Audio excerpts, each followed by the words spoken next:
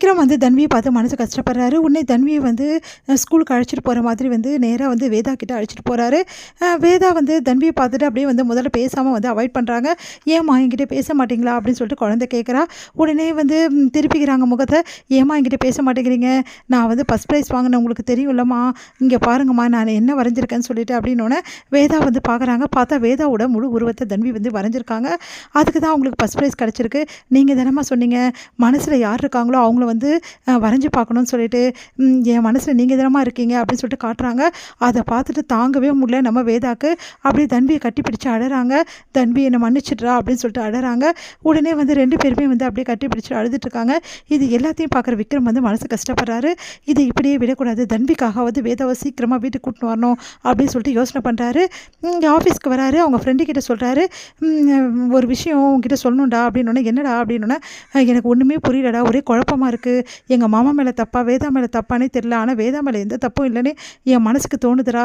ஆனால் எங்கள் வீட்டில் உள்ளவங்க எங்கள் அக்கா என்ன பண்ணுறதுன்னு தெரிலடா, எங்கள் மாமா இந்த தப்பெல்லாம் பண்ணியிருப்பாராடா, ஒன்றும் புரியலையேடா அப்படின்னு சொன்னோன்னே, கண்டிப்பாக பண்ணியிருப்பாரா, வேதா மேலே எந்த தப்புமே இருக்காதுன்னொன்னே, என்னடா சொல்கிற, ஆமாடா பெண்கள் விஷயத்தில் உங்கள் மாமா எப்படின்னு உனக்கு தெரியுமா, என்னடா சொல்கிற அப்படின்னோடனே, ஆமாடா இந்த ஆஃபீஸில் என்னெல்லாம் பண்ணியிருக்காரு தெரியுமா அவர், இருடா காட்டுறேன் அப்படின்னு சொல்லிட்டு சிசிடிவி ஃபுட்டேஜ் வந்து காட்டுறாரு. இங்கே பாருடா என்னென்ன வேலை பண்ணியிருக்காருன்னு, எல்லா பொண்ணுங்ககிட்டே ரொம்ப மோசமாக நடந்திருக்காரு, இப்போ வரைக்கும் வந்து பொண்ணுங்களை வந்து ரொம்ப மோசமாக பிஹேவ் பண்ணியிருக்காரு அவங்ககிட்ட அப்படின்னோடனே, ஏன்டா இந்த விஷயத்தில் என்கிட்ட சொல்லலை, நான் என்னத்தில் சொல்கிறது, உங்கள் மாமாடா ஏதாவது வீட்டில் பிரச்சனை வந்துச்சுன்னா அப்புறம் என்னால் தான் பிரச்சனை வந்தது, தேவையில்லாதது எதுக்குடா அப்படின்னு தாடா எதுவும் சொல்லலை அப்படின்னோடனே, டேய் இதெல்லாம் முன்னாடி நீ சொல்லியிருக்கணும்டா, அவர் நான் கண்டிச்சிருப்பேன்ல, இந்த அளவு ஆயிருக்காதுல, சரிடா இங்கே பார் என்னென்ன பண்ணியிருக்காருன்னு, அது மட்டும் இல்லைடா இரு கூப்பிட்றேன் அப்படின்னு சொல்லிட்டு எல்லாரையும் கூப்பிட்றாரு. பார்த்தா அவங்க ஆஃபீஸில் வேலை செய்கிற பொண்ணுங்கள்லாம் வந்து வராங்க. இந்த மாதிரி வந்து அன்றைக்கி நடந்த விஷயத்தை எல்லாத்தையுமே வந்து அவங்கக்கிட்ட கேட்டோன்னே எல்லாத்தையுமே சொல்கிறாங்க. இந்த மாதிரி வந்து உங்கள் மாமா மேலே தான் தப்பு, உங்கள் மாமா தான் மிஸ்பிஹேவ் பண்ணார், அதனால தான் வந்து வேதா அவங்கள அடிச்சிட்டாங்க அப்படின்ற விஷயத்தை எல்லாத்தையுமே சொல்கிறாங்க. அதை கேட்டு விக்ரம் பயங்கரமாக அதிர்ச்சி அடைகிறாரு.